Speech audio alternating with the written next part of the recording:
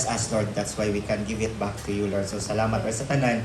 We invite your Holy Spirit to be with us this morning as we study your word, and may your Holy Spirit be the one to teach us your ways and to open our eyes of understanding, Lord. This we pray in Jesus' name. Amen. Amen. You have given us. We pray, Lord, for your Holy Spirit to continue to guide us to live in your will. May you continue, Lord, always to help us also, Lord, to guard our hearts, to desire only you, Lord, and the things that we will pray for, but only you, Lord. So again, salamat po tanan.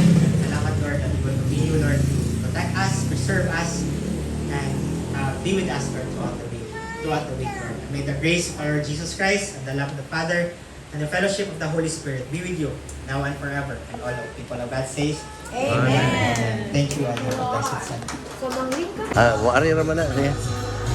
So okay na. Ikaw ro wakay ka nang kasama. Ikaw okay. Salamat Ginoo, salamat Lord sa mga bata. Lord, uban ni silang tanan. Isa yung pangalan dahil? Kuan, Rose, pero din mo lang kung nickname. Julos. Siya pinido? Ha? Babae na.